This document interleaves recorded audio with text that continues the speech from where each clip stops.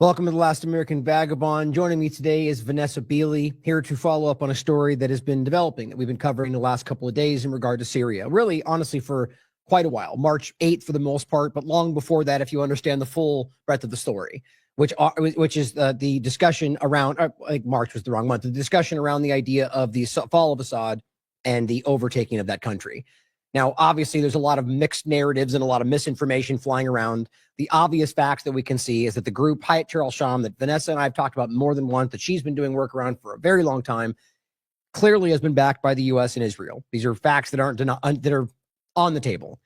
The interesting overlap is what's happened since, and the argument this is some kind of a popular revolution, even though the evidence on the ground with ISIS patch wearing support, people supported by these two entities that are extremists, whether Al-Qaeda, ISIS overlap, executing people in the streets. All the time forward now, we're coming back to a kind of partisan focus on the conversation when that very same group, when they've tried to whitewash and put him in a suit and act like this is some kind of, literally, I can't believe still that they use the term, now I'm going to forget. It wasn't like it was something about a woke jihadist or something in that mindset about somehow a rejuvenated jihadist. And the idea being that this is somehow different. And now the partisan focus is why we're seeing a mass slaughtering, a massacre of Alawites largely, but really just anybody in the wrong location in a coastal area or happen to have the wrong accent. And this is exactly what we were talking about. And what Christians included, but really just anybody that is in the wrong place at the wrong time. That this is what would happen when the people that we have been pointing to for a very long time were allowed to take power. And this is ultimately what the Assad government had been fighting the entire time.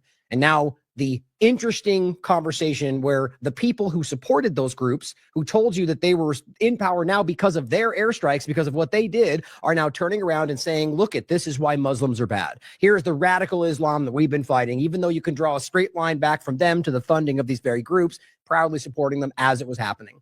So Vanessa's here to tell us what's really going on, as usual. Somebody who is on the ground fighting these things, showing you the truth from day one, and hopefully that truth can break through today. So Vanessa, thank you for joining as always. How are you? I'm fine, thanks. I noticed that we've got the usual internet gremlins whenever we get together. It's kind of a little bit delayed when I'm listening to you, so we'll try to overcome that. We always seem to have this problem. Yeah, every single time it seems in a really obvious way, but it's the way the world, that's the technocratic world we live in. But thank you for taking the time, because I know that this is a very serious and I know emotional and personal conversation for you. And it's something that, I mean, really, it's human life and suffering. So I think it should be for everybody with, I guess, compassion. So thank you for taking the time to talk about this, because you could tell me to what degree you think it's worse or less or what it's been in the past, but I've never really seen whether it's just the partisan kind of political conversation or the foreign policy extension of that. It's a little bit unnerving to see how wild it's gotten, how, whether it's about free speech or anything else, where it's just like the diametric opposite of what they're claiming. And yet it just doesn't, people that want to support it will support it anyway. I mean, this is a really bad conversation. So, I mean, I'd like to start, if you could, for those, I'll include all of our previous interviews and the conversation we've had going back a long way. But for those that want to get caught up in all this, but I'd like to start with, like, what is the reality of Syria right now? Because I've made this point in the past about other locations where, like the Balkanization idea, where these countries don't really exist anymore, but yet the name is on the map, like, any number of different things. Like we're seeing the moving of borders for every aspect of what Israel is, but the conversation stays the same. We pretend that these things are still the same country. Does Syria still exist in the context of what Syria was? And what's the reality of that on the ground from a governmental standpoint? And before we even get into like what's happening today. Yeah, it's very difficult to see Syria as still being what is a sovereign nation. Its borders are not under its control. Israel, since December the 8th, when the international coup successfully overthrew the Syrian government and put in power an Al-Qaeda junta, with no mandate from the people whatsoever, that junta then proceeded to dissolve the parliament, to dissolve. They came in with a mandate to hold elections and to rewrite the constitution. And of course, that is one of the reasons that was used by the West to demonize President Assad, is that he was delaying the rewriting of the constitution, and yet as soon as he elected, Jolani was basically saying that elections would not happen for 4 years, the constitution would not rewritten for at least 3 years. And so, you know, almost immediately it became very apparent that this was a government that was completely illegitimate, but was legitimized immediately by the Western countries like the US, the UK, the EU, the Gulf states, by Turkey, even by Russia, who were very fast to go and legitimize the government with a visit by the Deputy Foreign Minister Bogdanov very shortly after Jolani came to power. I'm calling him Jolani because I refuse to call him by his adopted name of Ahmed al-Shara. He's Mohammed Abu Jolani, Abu Mohammed al-Jolani. And he's still HTS, he's still Al-Qaeda. His entire government is made up of Al-Qaeda elements, the majority of whom have Turkish citizenship, right? They can't even legitimately be called Syrian. The new Syrian army, because of course he completely dissolved not only the Syrian army, but even the Palestinian resistance factions within Syria. So while claiming to support Palestine, he's actually dissolved all of the Palestinian resistance factions and taken away their arms and reduced their status to refugees. They were never actually refugees in Syria.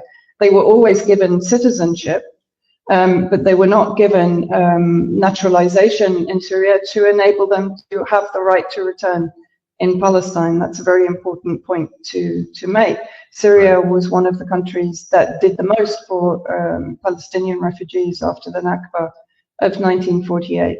And then, of course, almost immediately, I mean, even on the day that I managed to get out of Damascus, Israel was destroying Syria's defense and offense capability from a military perspective, destroying their air defense capability, their air bases, their radar equipment, their navy, all of their military installations, including their development and research centers from where they had, to a large extent, been producing the weapons that were being sent to the Palestinian resistance and to the Lebanese resistance in their war against the illegal occupation by the Zionist entity.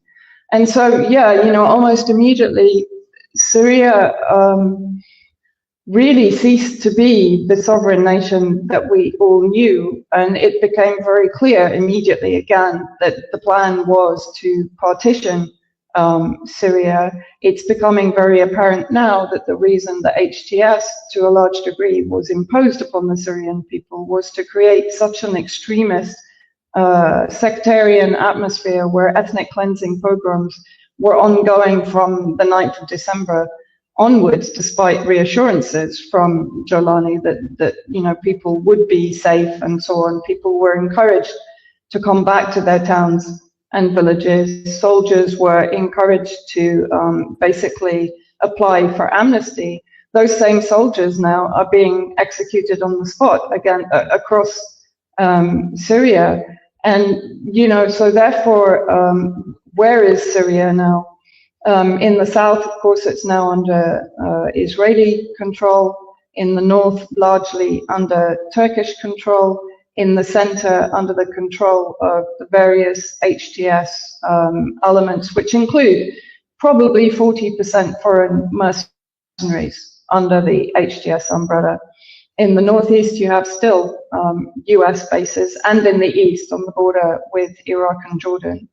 And of course, the US is controlling not only the Kurdish separatist factions that have now just signed a deal with HTS, we'll come on to that in a bit, but they're also controlling ISIS, the ISIS holding camps in the northeast, and sort of redirecting them to previously carry out attacks against the Syrian Arab Army and their allies inside Syria, but now also redirecting them towards Iraq. And towards attacks not only against the Iraqi resistance factions, but also against, for example, electrical power stations and so on. In other words, destabilizing civilian infrastructure in Iraq, just as they did for the last 14 years inside Syria. Yeah, so there's a couple things I want to ask around that. So in regard to the resistance aspect of it. So, I mean, obviously you answered the question in regard to Syria, and that's exactly what I would think as well, is that this is it essentially doesn't exist anymore in the sense of what it actually was, now that they've not just because this power is shifting, but because they're going to break this up into different locations. I'm wondering whether they ever even, like, is it going to be Kurdistan on the map, or are they just going to still make it Syria? I guess we'll have to wait and see. That's my point, is that it's just about the narrative going forward in a lot of this. But in regard to like a resistance aspect, I'm still seeing, as you pointed out, Israel, I think yesterday, the day before, like continuing to bomb certain locations. Is there any verifiable element of resistance that would represent, even just against fighting whatever this is, maybe even still trying to reinstall some kind of Assad control? Is there any of that still happening in regard to what's happening on the ground? Yeah, I mean, you do have, I think what they're calling themselves is the Islamic resistance in Syria, which of course is similar to the Islamic resistance of Iraq. They have been carrying out isolated attacks against Zionist positions in the south.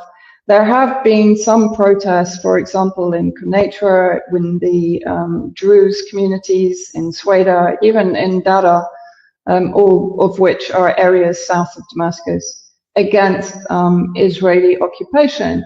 But effectively, the HTS government has, I mean, while they're massacring Alawites and other minorities on the coastal areas, and even down into Hamar and near Homs, for example, they're ignoring the consistent expansion by Israel into Syrian territory. Now they're moving forward north of Dara, which, as I said, is south of Damascus. They recently got involved in clashes between the Druze factions in Jeremiah, which is a kind of a suburb to the southeast of Damascus, very close to the Shia Muslim pilgrimage shrine of Sayyidah Zainab that was regularly bombed, of course, by Israel during the former presidency. And they're basically piggybacking the Druze conflict with HTS and issuing statements that they will come to the protection of the Druze against HTS. They are describing HTS as an Islamist extremist regime, despite the fact that, of course, they supported them since 2011. They provided them with arms, with hospital treatment, with air support, very important of the kind of nations. Israel was there offering air support for them against the Syrian Arab Army. Now they're playing the game of kind of describing it as an Islamist extremist regime, saying that they will come to the protection of the Druze. The Druze are basically putting out statements saying, we didn't ask for this. But if you look at the trajectory of basically where Israel wants to end up, it's the David corridor. So what that means is full control of territory south of Damascus, and then a corridor going up the eastern flank of Syria, joining with the northeast, which of course is under the control of the Kurds that are also very much backed by Israel, and then finally entering Iraq up to the banks of the Euphrates. This is part of the greater Israel map. And so that's very clear that they see their support of the Druze as being part of that ability to expand their territorial gains inside Syria. And I think it's also very important to make a note that right now, Russia and Israel appear to be entering into partnership inside Syria to basically push back against Erdogan's neo-Ottoman ambitions. And so Israel is actually lobbying the United States to allow Russia to maintain its bases in Tartus and Latakia on the coastal areas, the eastern Mediterranean coastal areas of Syria. And, we're seeing this collaboration now between Israel and Russia being very much as a pushback, as I said, against Turkey. And I think, we have to remember to some degree, it's believed that really Turkey betrayed all of them by because the initial intelligence was suggesting that HTS was kind of supposed to stop at Aleppo. In reality, of course, we know what happened for various reasons, and no, the Syrian Arab Army didn't surrender all its weapons. It was also betrayed. Commanders who were still fighting were taken off the field. Russia was effectively bombing empty land. It wasn't bombing the HTS convoys that were information they took from on the ground while I was there, and also after I Damascus on the 8th of December. And so, really, this is Russia's way of saying, right, like, we'll get our own back now, because Turkey pushed HTS forward and its own Syrian National Army, which were formerly Free Syrian Army, which are the Muslim Brotherhood factions under the control of Erdogan and Ankara, pushed them forward into Damascus when Damascus finally fell. But in reality, the groups that actually entered Damascus first were the Russian-formed 5th Legion, which were formed out of armed groups in the south that were also very much supported by Israel. They were the first, excuse me, to enter Damascus. So what's clear to me now the conflict is to a degree between Turkey and Israel, although they collaborated in the first place to overthrow the Syrian government. And of course, we know that Erdogan has been supplying oil from Baku. It's been supplying materials to make weapons and so on to Israel throughout the Palestinian genocide, despite claims that it stopped. We know from people that have been tracking the shipping and so on that it has continued, basically. And just to make sure, because it was cutting out a little bit throughout that, so you said that it seems as if Turkey and Israel are the ones kind of, no, it wasn't your fault, obviously. So Turkey and Israel were the ones that are fighting essentially over Syria. Is that what you were saying? Yeah, I mean, basically, the initial coup was a collaboration between very much Turkey and Israel to overthrow the Syrian government. Okay. Yeah, but now what we're seeing is that there is potential for Erdogan's neo-Ottoman empire ambitions to clash with Israel's greater Israel expansionism. Yes. Right. And so therefore what Israel is now doing is trying to rope Russia in to a degree. Mm-hmm. And I have to say Russia appears to be coming rather willingly into that partnership to have control of the coast through Russia maintaining its military bases. And basically to be able to take control of that northeastern corridor to prevent the Ottoman expansion into Iraq and towards Azerbaijan, of course, because Turkey and Israel have some control in Azerbaijan, well, a lot of control in Azerbaijan, leading up to the borders of Iran.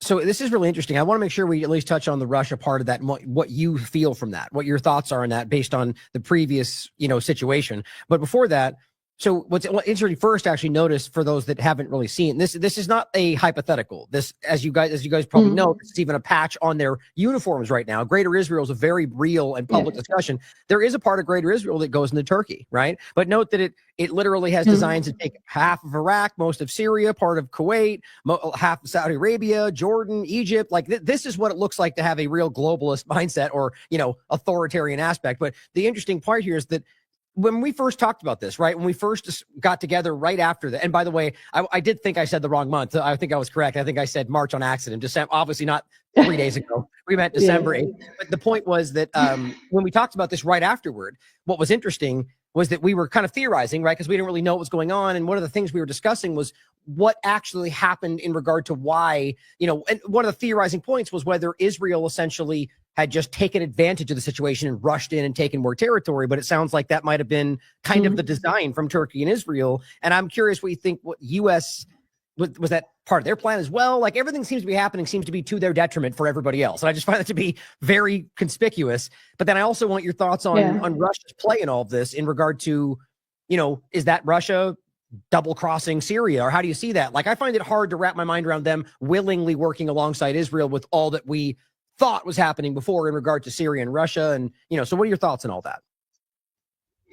Yeah, well, I think from the United States point of view, of course, one of Trump's election mandates that he gave himself was to withdraw his troops from Syria, and that had been one of his mandates back in his first administration.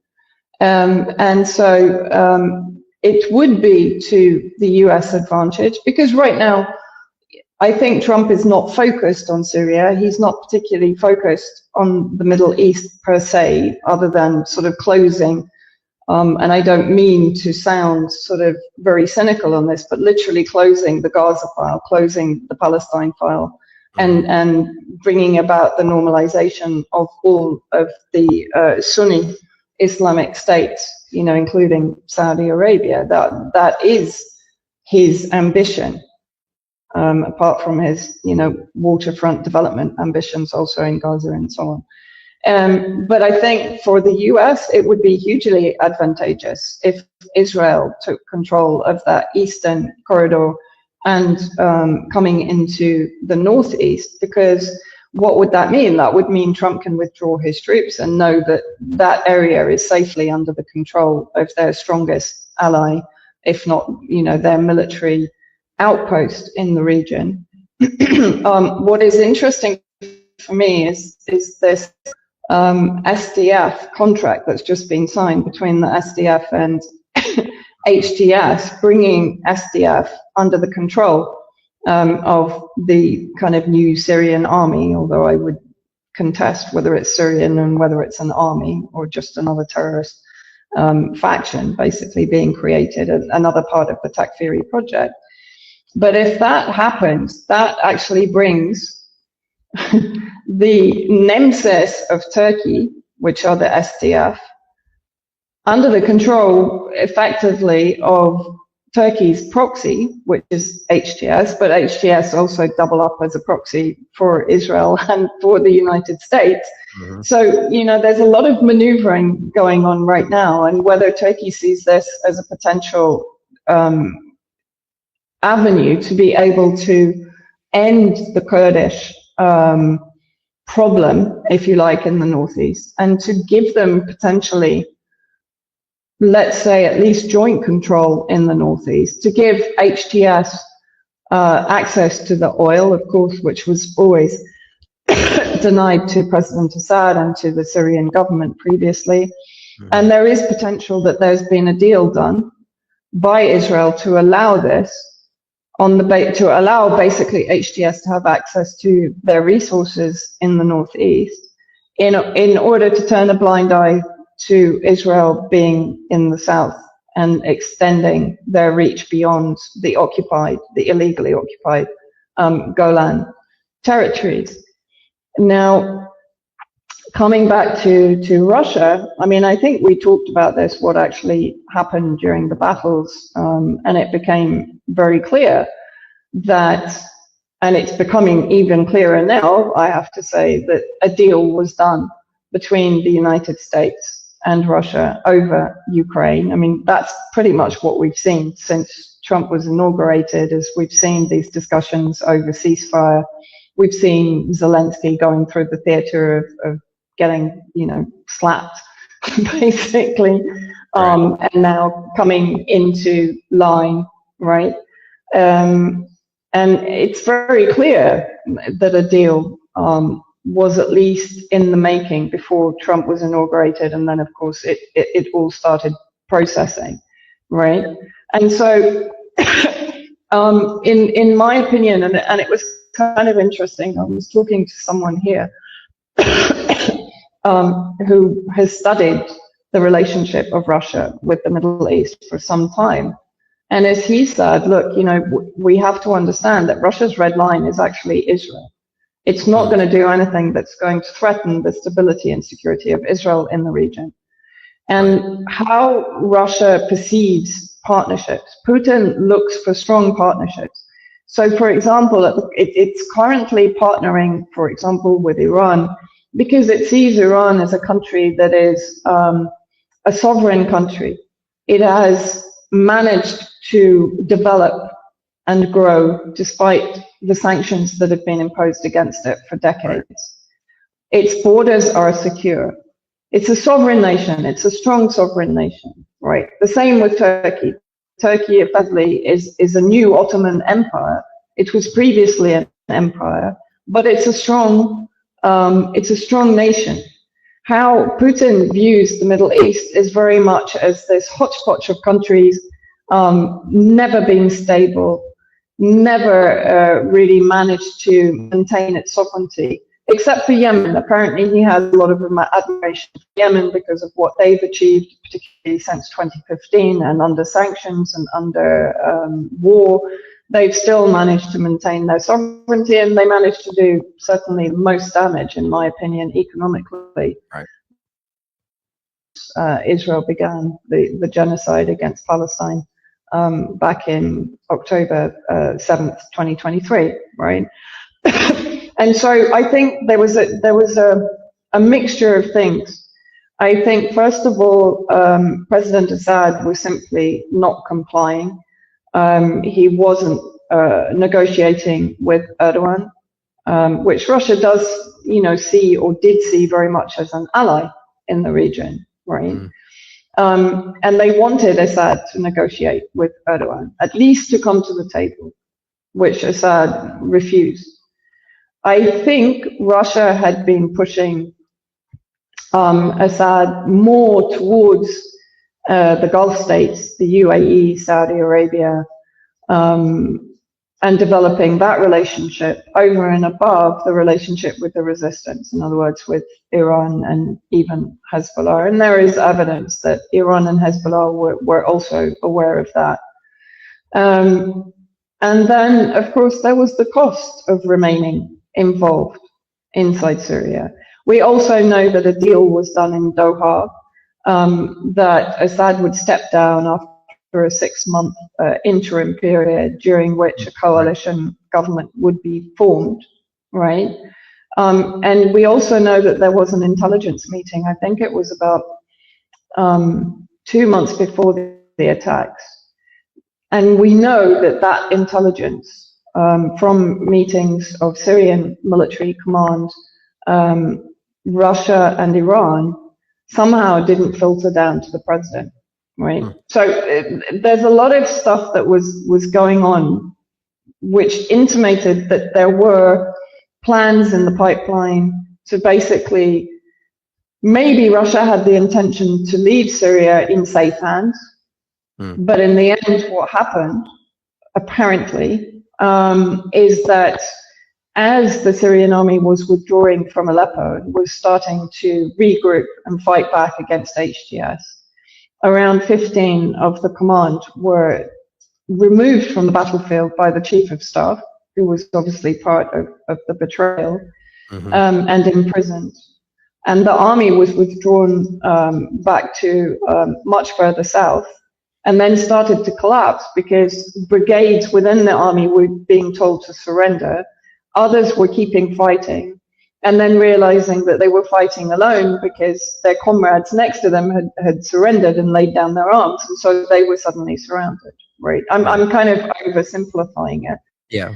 And then it was basically a Russian backed commander, Suhail Hassan, who took over the battlefield. And at that point, it started to collapse. Russia was no longer bombing. It hadn't really been bombing the convoys, which is insane because convoys coming from Aleppo to this particular area, there's no coverage. It's flat, open plain land, right? So Russian Air Force could have bombed the entire convoy and prevented its advance. They didn't. Right. I mean, it reminds me of ISIS coming from Iraq to Syria back in, when was it? 2013, and traveling 500 kilometers, and America didn't do anything to prevent it. Right. I mean, it's hard not to see this as, I mean, at the very least, taking it's opportunism, like whether or not it was an attempt to do the right thing or whatever, we would see that as, it's clear. Like, I guess where my mind goes is that, look, it's objectively clear this government is committing a mass genocide, national genocide. How can you, even if it's in your benefit as a nation, support or align yourself with that? I just think, this has to represent what the, moral ambiguity of government today. And I think that's a problem for me. Maybe it's not for everybody else. But what I would like to get into in all of that is to what degree, I mean, even what you just described kind of really does even suggest again that it was like maybe Israel did take advantage of the situation, or alternatively, as I think a lot of people have been arguing for a while, that all of this really was for Israel, at least from the United States perspective, like fighting their wars for their outcome. So from your research and what you can see now, or even give us like from then until now and then what you see today, how much is Israel on the ground? Because our reporting has seen bases being built, deployment of troops, even discussions of new settlements for settlers in Syria. So what's the reality of that on the ground, and to what degree is Israel occupied and like taking over Syria right now? Yeah, to a large degree. I mean, they don't have the manpower, it has to be said, to fully settle on Syrian territory. And that's why they're looking for proxy settlement through the Druze, through the Kurds. But there is a sizable military occupation inside Syria, yes. And of course, if you look at it combined with Lebanon, they immediately took control of Mount Hermon, which is close to the Lebanese-Syrian border. It's the highest point from which you can basically surveil pretty much all of southern Lebanon and southern Syria across to Damascus, right? Same with and in southern Syria. Sorry, forgot the gap. Yeah. Forgot the delay. Go ahead. I think we're not doing too bad considering how sort of up and down it is. And in southern Lebanon also, what they've done, despite, of course, the ceasefire conditions that they should withdraw entirely from southern Lebanon, they've maintained positions on 5 of the highest points in southern Lebanon, which again gives them a vantage point from which they can carry out surveillance operations against civilians in southern Lebanon. And so that's part of their strategy also, to maintain surveillance on any resistance activity against their illegal occupation of Lebanese and Syrian territory. And basically what they've been doing is establishing settlements in southern Syria. They've been digging in those images and videos being released fairly recently of them sort of digging in fortifications and so on. They've been moving in heavy machinery, and they are gradually moving closer and closer to Damascus, yes. Now, ultimately, as I said, no, they're not going to have the manpower themselves to be able to settle quickly into these territories. So that's very much why they're courting the potential of proxy settlement in these areas. In regard to actual, do you have any insight onto, I mean, I've seen the conversations, but I know some of these, what's her name now? I'm forgetting her name, very prominent at this point. I even think she just got nominated for a Nobel Peace Prize, which makes me sick. The leader of these radical settler movement that are proudly discussing the stealing of property in Lebanon, in Gaza, you know, in everywhere. I've seen them publicly discussing. My point is that doesn't necessarily mean. But are you going to see? Do you see any evidence of those kind of settlements being proposed for, you know, the settler movement?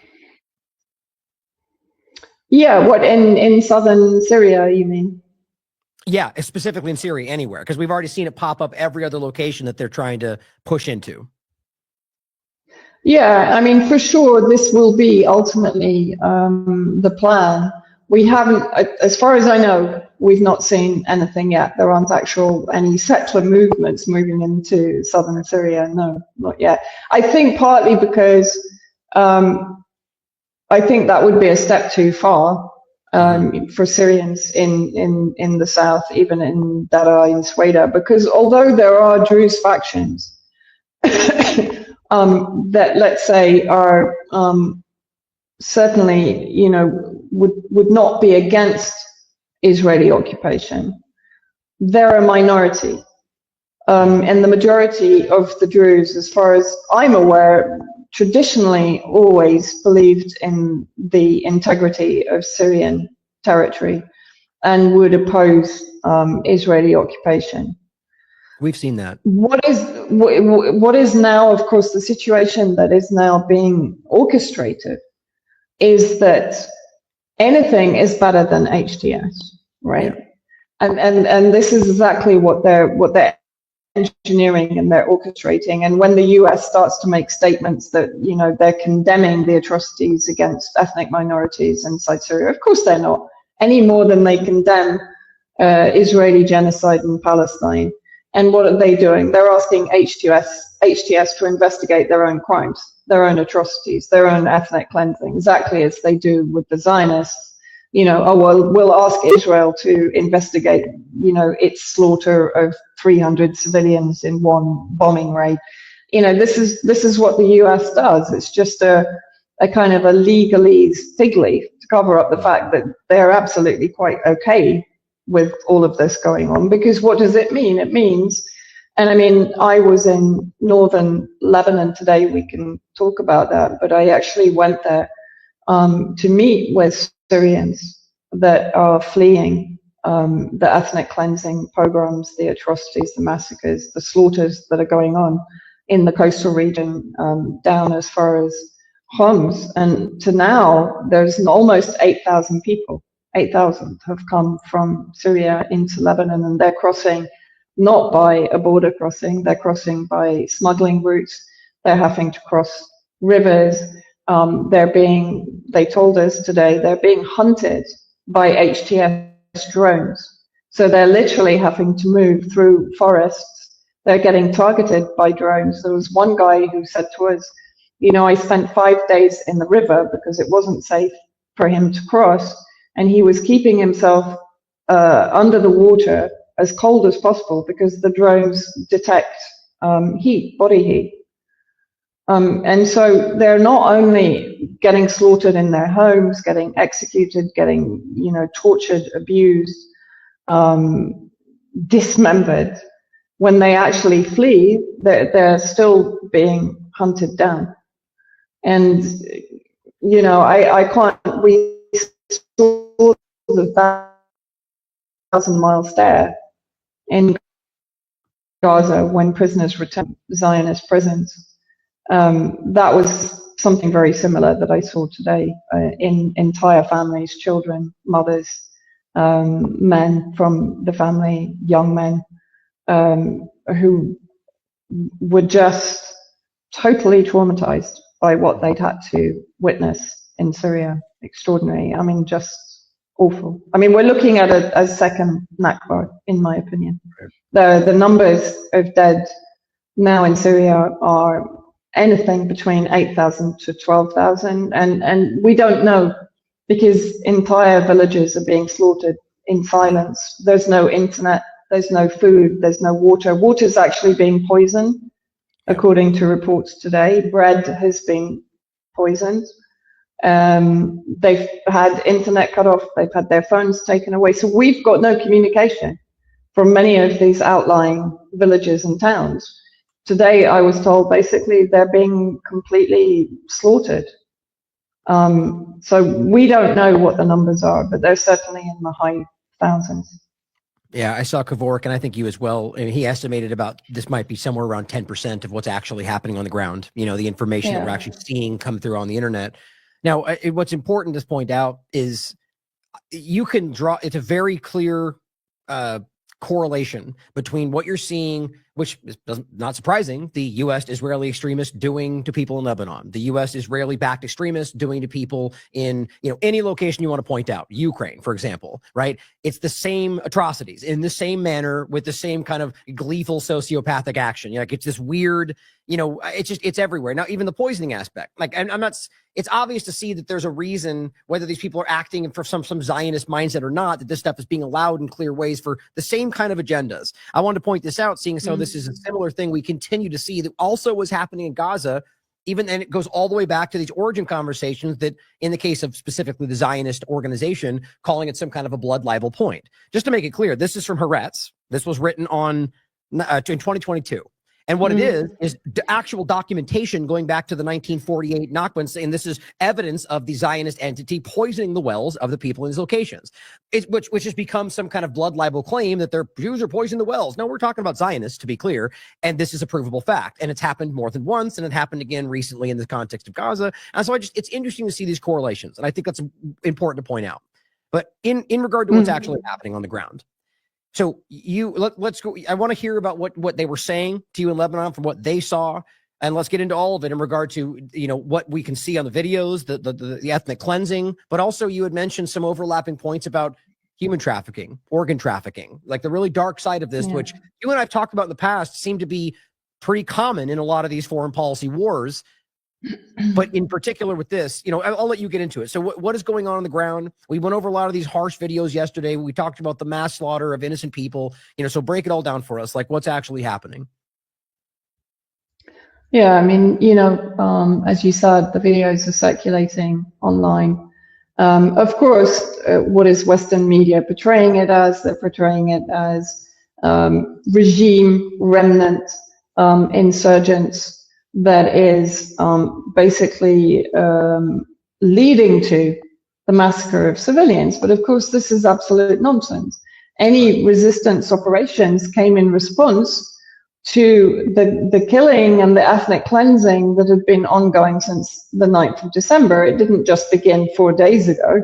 And of course, it had been ongoing since 2011 by the HTS, various rebrands and their affiliates, right? If you go back to 2013, in Latakia, on the coastal areas in an area called Baluta, 200 civilians were massacred by the Free Syrian Army, Nusra Front, and Ara al-Sham, so a combination of three groups that, of course, then are now being absorbed into Jolani's new Syrian army. And those civilians were massacred very much for the same reasons. They were Shia Muslim or they were Alawite Muslim, and they didn't comply with the fanatic Takfiri ideology. So that was back in 2013. And who prevented that becoming, as it is today, a wholesale slaughter? And I would call it a genocide, because it is effectively the attempt to exterminate an entire minority sect, not only the Alawites, but also the Christians, the Sunni Muslims that do not, that protest these massacres of their Alawite neighbors are also getting slaughtered. There was a Sunni sheikh in Damascus who spoke out against the ethnic cleansing. They came to his house. They tortured him. They executed him in front of his son. And this was only 2 or 3 days ago.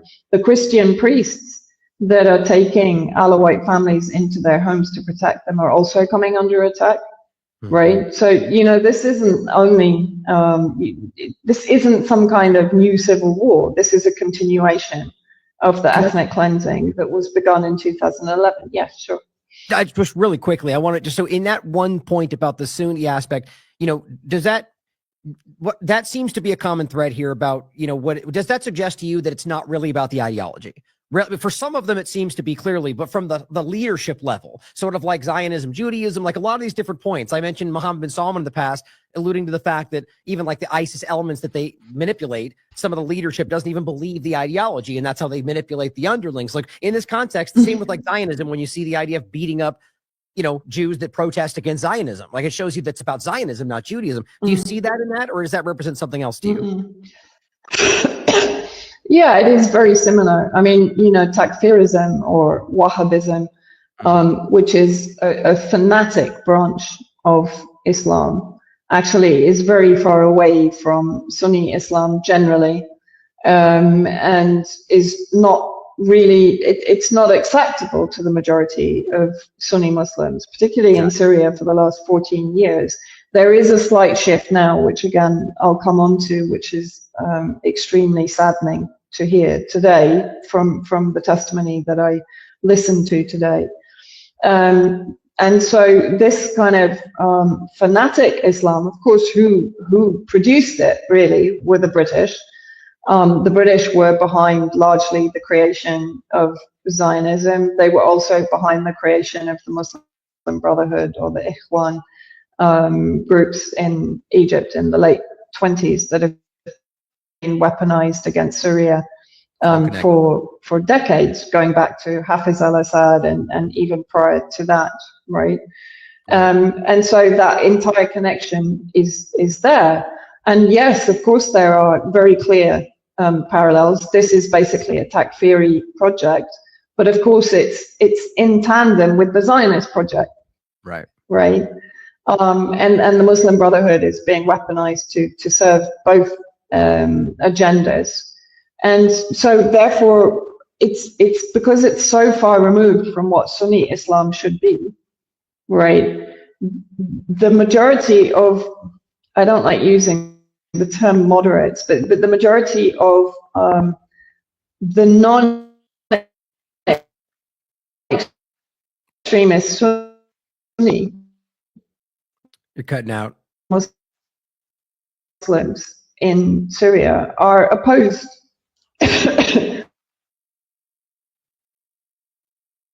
Oh, did you lose you?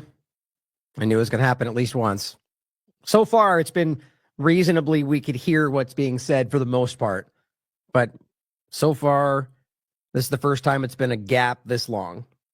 Well, since we're paused here, and I hope she comes back because we have really important stuff to get to. The interesting thing I'm touching on there, as we've talked about a lot, is this, the question really comes to whether or not, let's just take the Muslim Brotherhood, for example, or some of these weaponized aspects.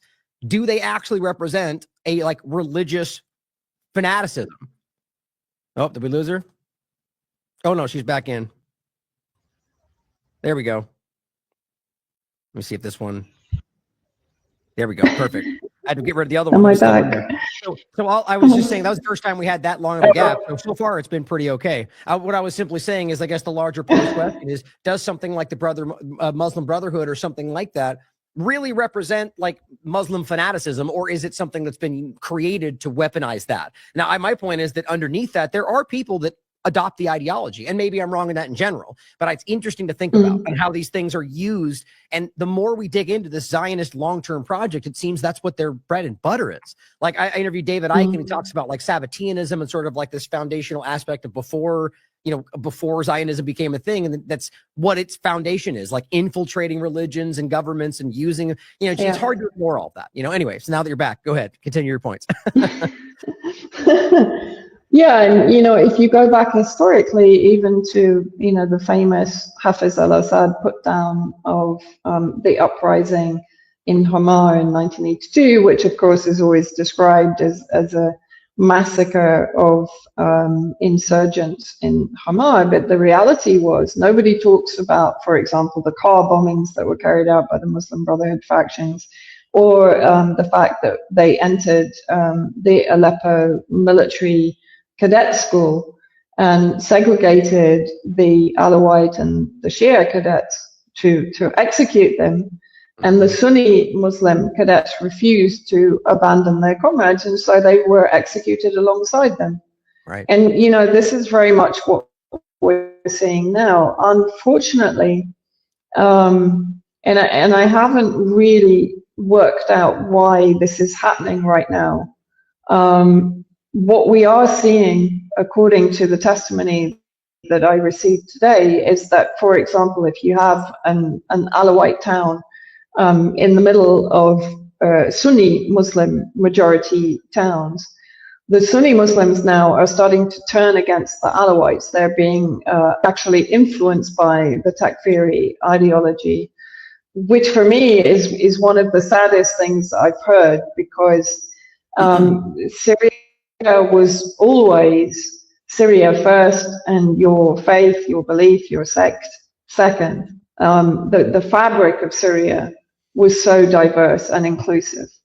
And if this is getting broken down, then unfortunately, the Israeli clean break doctrine plans, the Western plans to effectively break down Syria into partitioned sectarian statelets, which, this is their project in every country that they intervene in and attack. From former Yugoslavia, Yemen pre-2015 was going to get also partitioned into, I think it was 6 statelets, isolating the Ansarullah resistance factions in the center, with landlocked with no access to the sea, etc. So this is a fairly common denominator in neo-colonialism projects right now.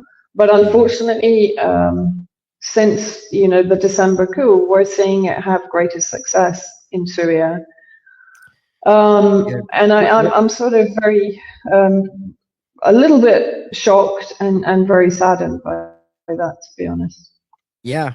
I mean, we can go back to the 70s and Zbigniew Brzezinski and the general idea of the Balkanization of the Middle East. I mean, this has been a long-term plan, as you're highlighting. It's not, it's been consistent in most regards as well. But or even the overlap of as I think Jeffrey Sachs laid out, the book Netanyahu's written, 7 countries, 5 years discussion. Clearly, this has been an ongoing effort of Israel fighting these things through the United States. I think that's pretty clear, at least one part of what we're talking about. But so what's interesting is what you're highlighting there is also a very consistent aspect of previous genocides that have been stoked by the Zionist entity. And this is not, I was talking about this yesterday, that it seems when we're discussing these things, this is not some hypothetical, let's see how we can connect it to Israel. It's a documented reality of how Israel's government was involved in, for example, the Rwanda genocide, right?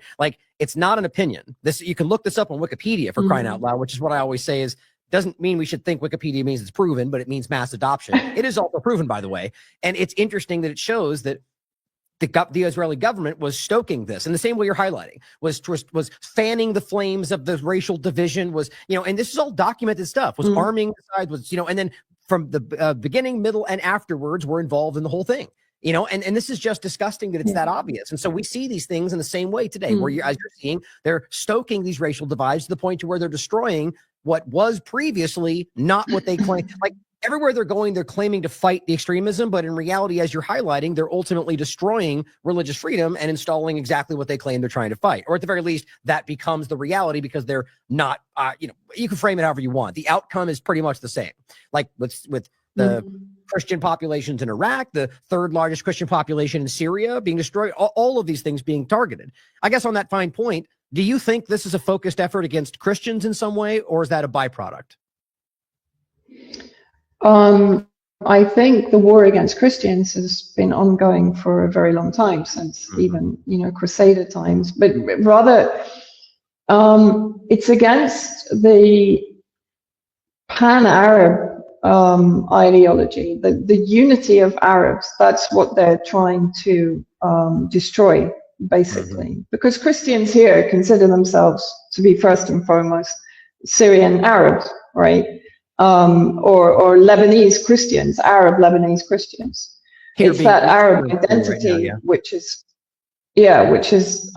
key to how they perceive this war, that it's a war against Arab identity, basically, which is true, which is entirely true. Arab identity, Arab history, Arab culture, Arab civilization. And you can see that incredibly clearly, for example, in Damascus, where what is being destroyed? Christian churches, Alawite mosques and shrines and centers, Shia Muslim shrines. All of the history of pluralist coexistence in Syria is effectively being destroyed, leaving what behind a partitioned Syria with a dominant Takfiri government in charge.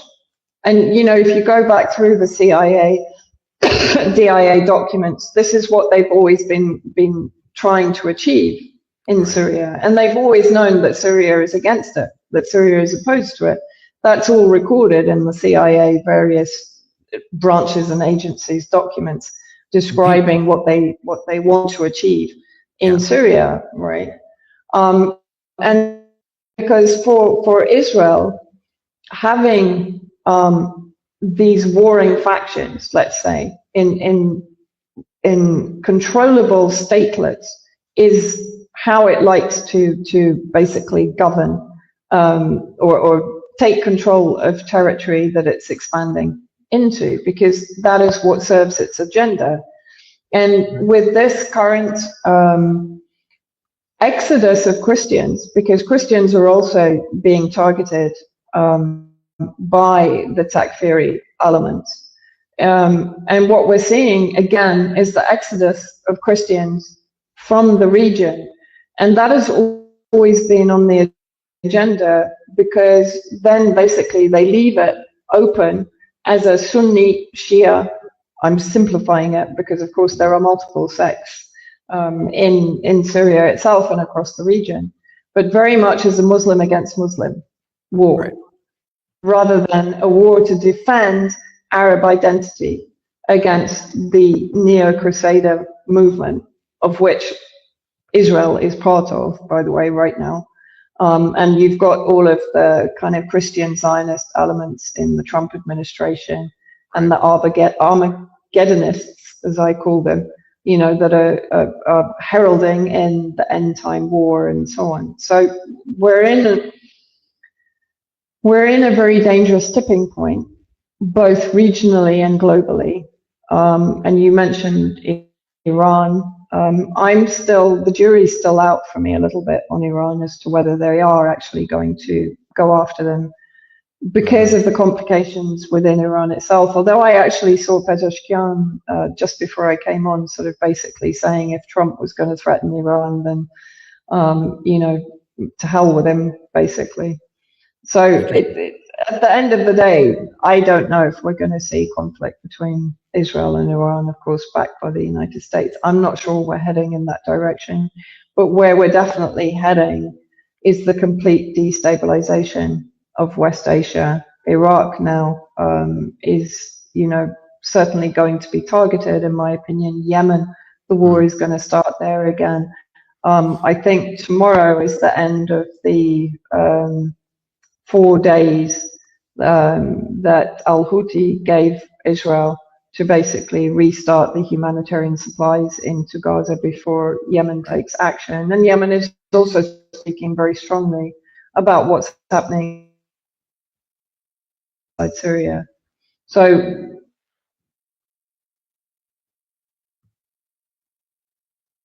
Oh, do I lose you again? oh God. Oh, there you are. You're Honestly, back. I don't know. You're back.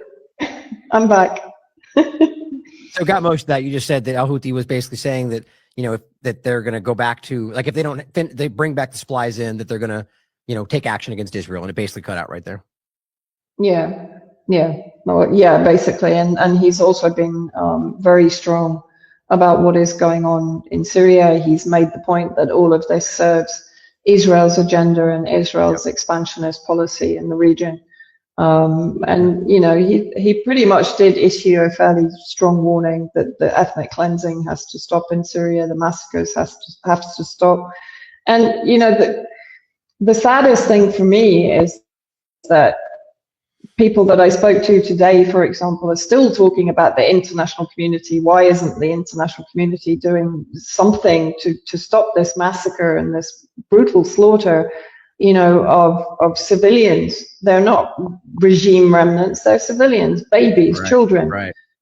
Girls are being raped and trafficked, children are being trafficked. Yes, there is organ extraction going on again with the white helmets on the scene and mopping up after the Al-Qaeda atrocities, just as they have always done historically since they were established in 2013. There were reports that we heard today of children being taken for organ extraction into Turkey, but also that it's actually being done on the ground in Syria. Well, let's talk about that.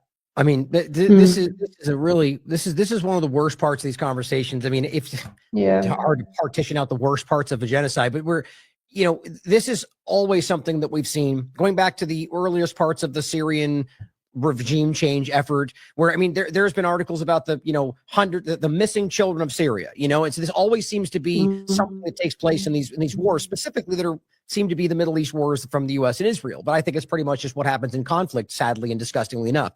But so what do you see that is suggesting that at this point? I mean, I have that clip, by the way, that you shared with me of white helmet vans dumping bodies on the side of the road. So actually what we should do, to be honest, if you can give a quick overview of the white helmets, because actually it's been a while since we've had this conversation, right? For those that don't even know, and we don't have to get so deep on it, but give them the basic background of what the white helmets, not the actual Syrian civil defense group that they're pretending to be, but the white helmets with English writing on their backs. What is that? And how is it playing a role today and what's going on? Yeah, well, I mean, the white helmets were established in 2013, not inside Syria, in Turkey and Jordan. They were set up with money from US aid.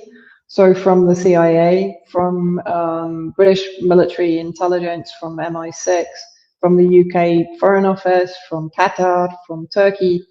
And they were basically embedded with Al Qaeda and the various armed groups affiliated with Al Qaeda in order to produce the narratives, literally produce the narratives. So the staged chemical weapon events that would criminalize the Syrian government and provide cover for the armed groups, right?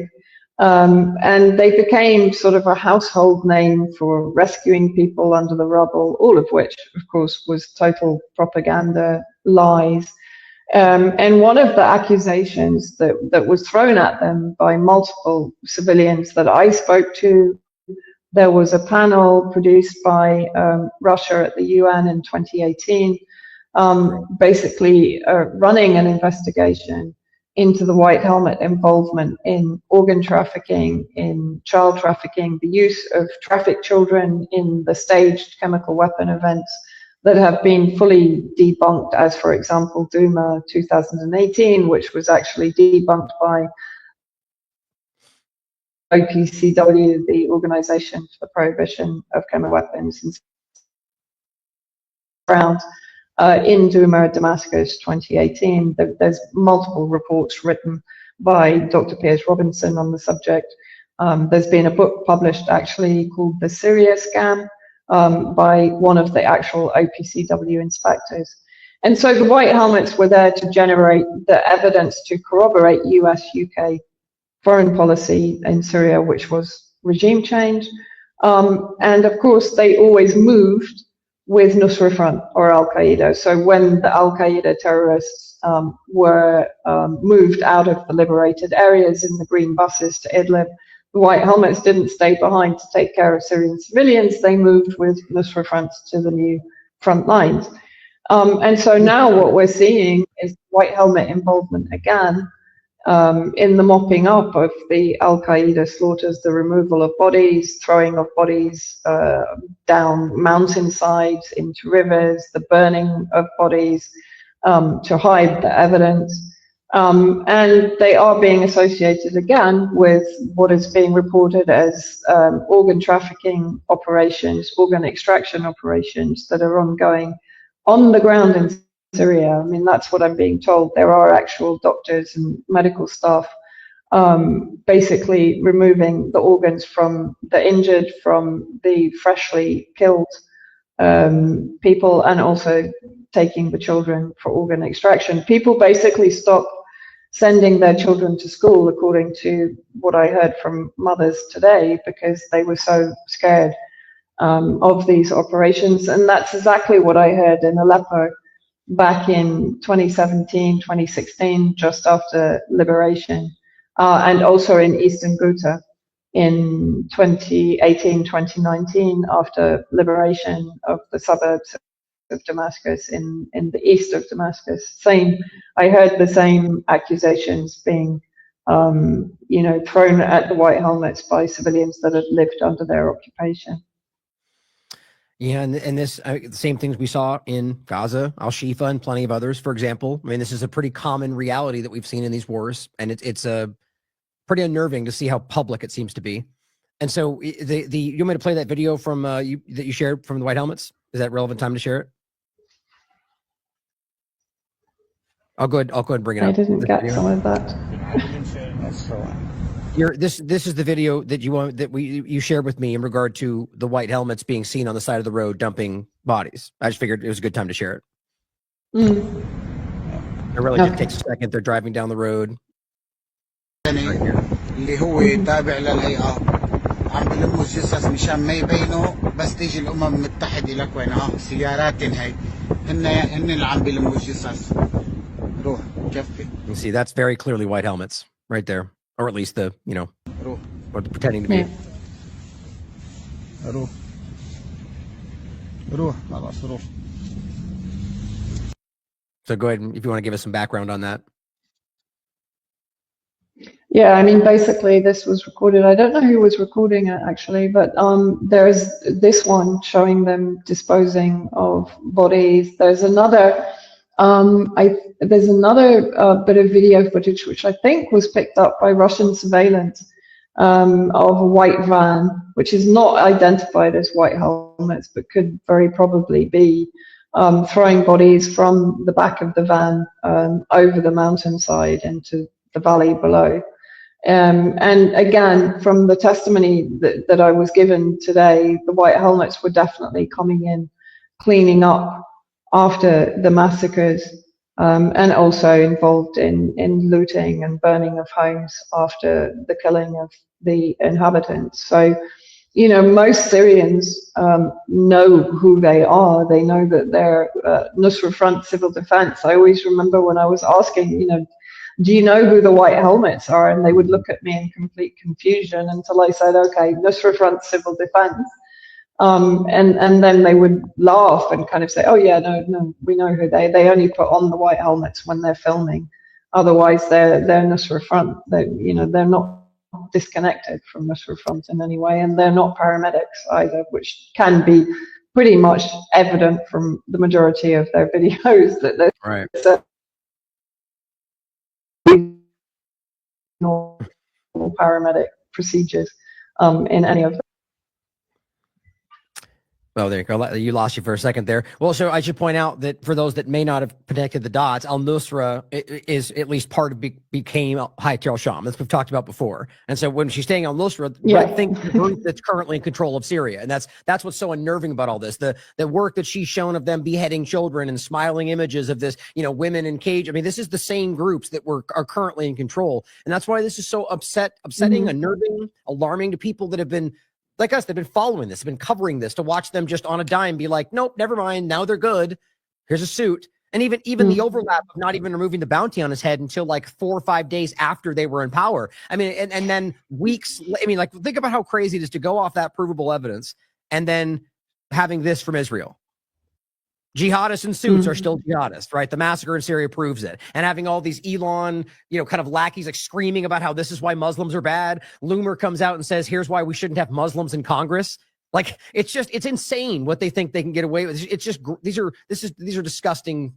It makes me sick. But the important part on this is to recognize who's behind this, who's driving this, who's allowing this to happen. So with what you've highlighted in regard to the organ trafficking, human trafficking, you know, all the worst parts of this, where are you placing this? Are these extremists that have been empowered that are just doing what they do, or is this being driven by some kind of a state actor?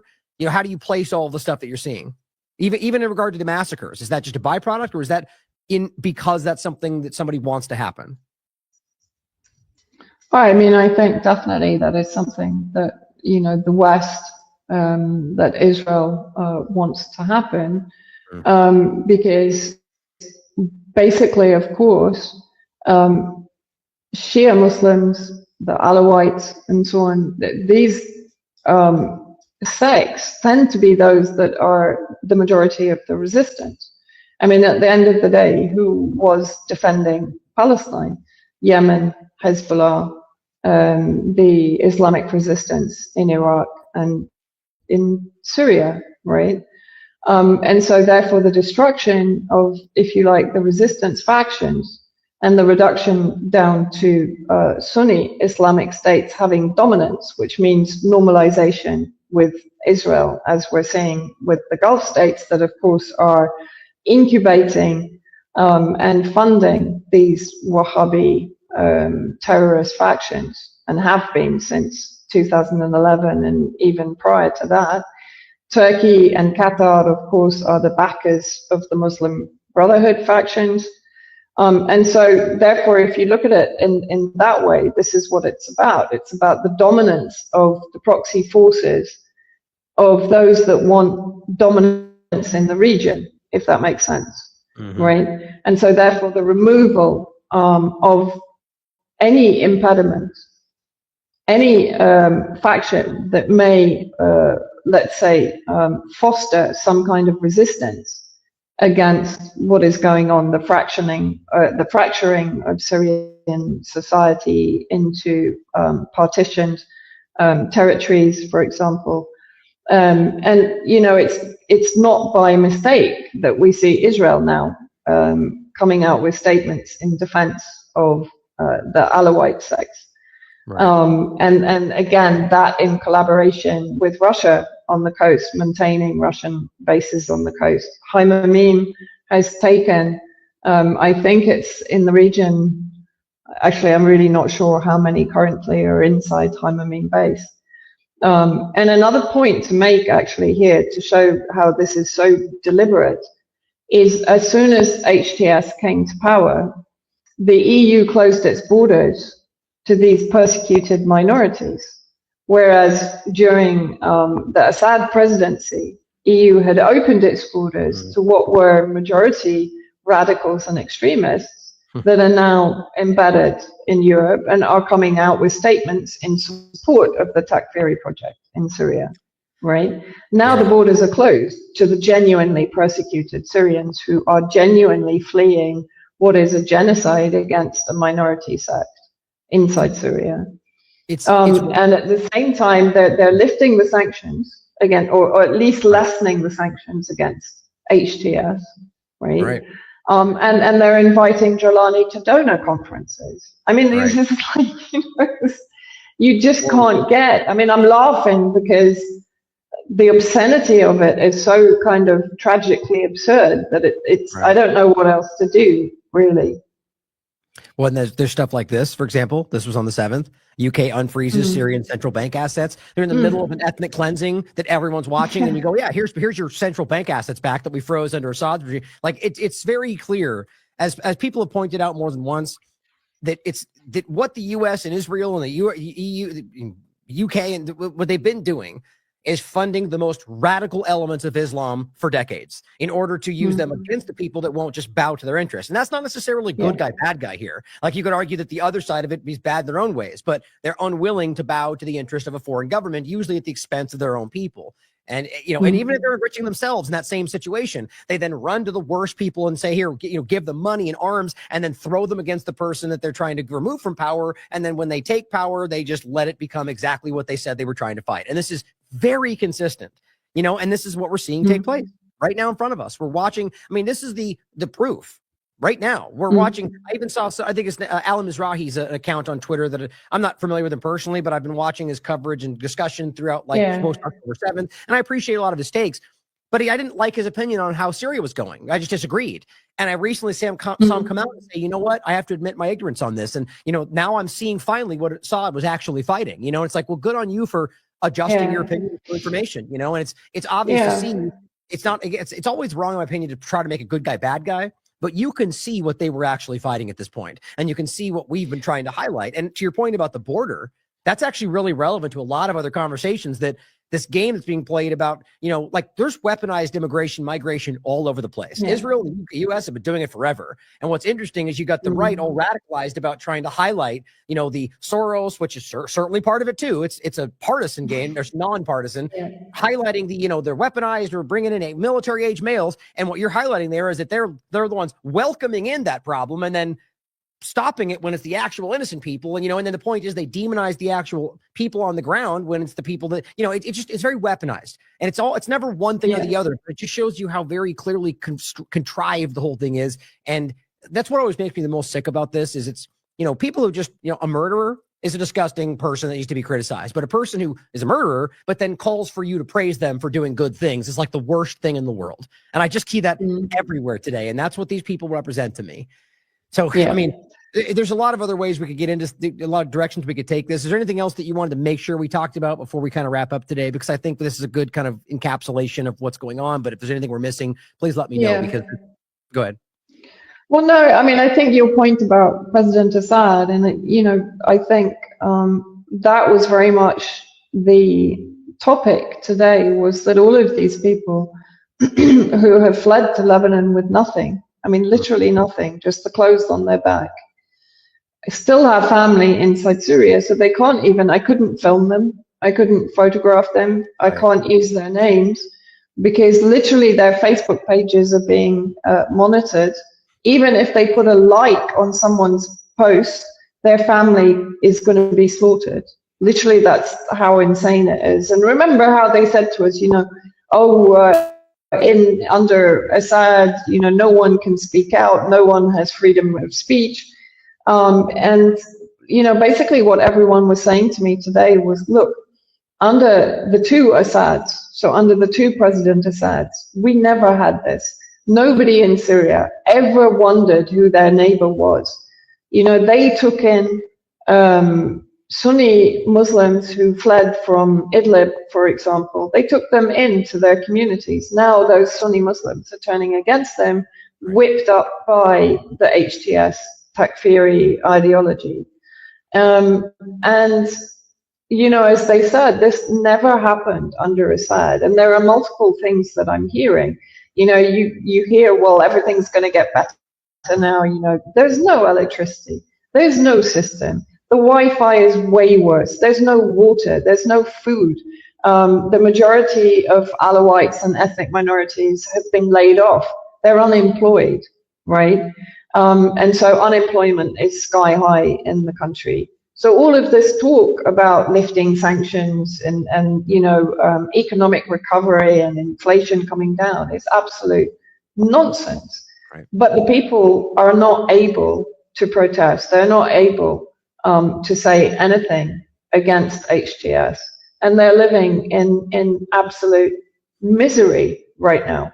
And the West is completely ignoring it because they endorse what is going on inside Syria. They created this. This is what they engineered. This is what they wanted to happen, for Syria to be weakened and terrorized to a point where it accepts foreign intervention, where it accepts partitioning, where it accepts Israeli occupation as being better than HTS. And I am hearing that, by the way, from people on the ground, which is just, it's kind of off the scale crazy for me. You would never have heard that, even during the most poverty-stricken times under President Assad, which was from 2020 onwards, where Trump's Caesar doctrine sanctions really started to seriously impact the economy. And yes, of course, there was corruption. Of course, but a lot of it be blamed on 14 years war, sanctions, economic pressure, the occupation of resources and agriculture, the deliberate burning of agriculture and forestry and so on, and an ongoing low pressure war until December 2024. And so I think it's very important for people to understand that while things might have not been great, they might have been difficult. There was a system under President Assad. Even me living in Syria for 5 years, I knew exactly what hours of electricity I would have. I knew that the water came every 48 hours from the government. You know what I mean? There was a system. I knew how to deal with it. You were dealing with a known quantity. Now you're not. People are living in a complete free-fall limbo. It's kind of terrifying on all levels, from the ethnic cleansing level, but even from an economic level, from a lack of future level, from a not knowing where on earth the country is heading, who's going to be in charge in the next 2 months, 3 months, 4 months. Nobody knows. It's in a complete freefall as a country. And yes, there are resistance elements forming, as there always will be, but the country has been, to a large degree, so battered and besieged and savagely attacked for the last 14 years. It's very hard not to feel that the Western agenda, the Zionist agenda, is not inevitable, I know. It's such a hard thing. I keep struggling with that just around the Gaza, the genocide taking place in Palestine, and the idea that it's like I know that everyone's the wrong term, since that is hyperbolic, but like the vast majority of the world people see this. That's just that's undeniable at this point. And yet, even in this country, left and right, I think most people are acknowledging, and yet we turn around and it's like they're not even flinching. They're not even like, not Biden, not Trump. And it's like, okay, do we just not understand how the power dynamic works here? Like, I don't think it's voting, that's for sure. But, it's just like, so we have to reevaluate how we have an effect in this regard. And it's really unnerving to see that whether or not we all see it, that it does seem to march forward regardless. And that does seem to suggest impunity. And it's like, that's what we need to stop. Like, we need to find a way to make sure that's not the reality we live in. But it's hard. I mean, this is a gut check moment for people around the world to see what power we actually exist under.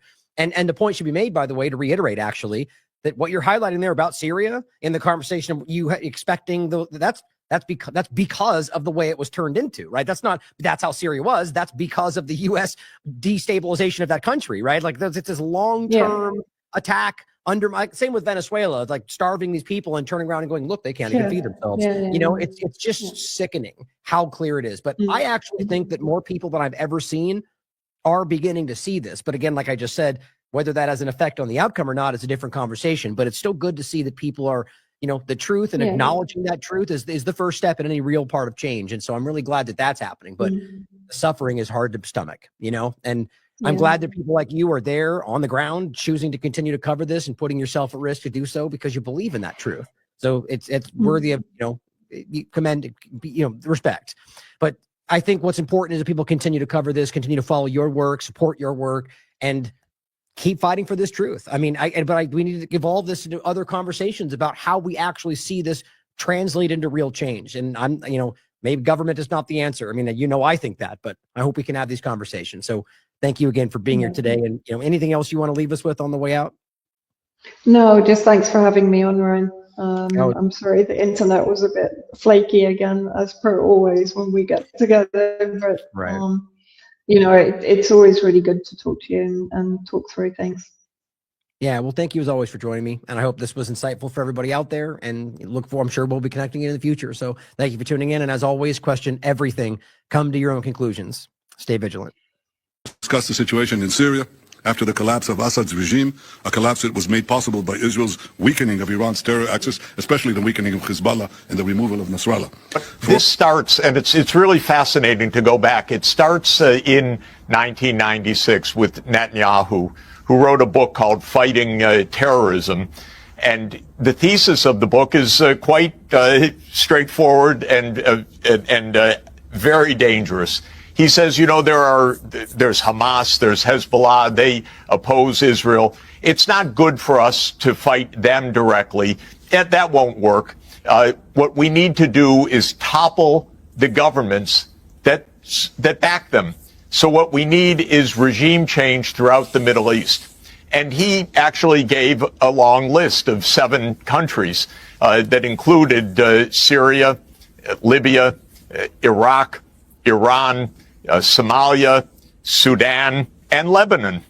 And systematically, the United States has done Netanyahu's bidding for almost 30 years now, going to war with every one of them, except for the big one that Netanyahu so much longs for, which is the war directly between the United States and Iran.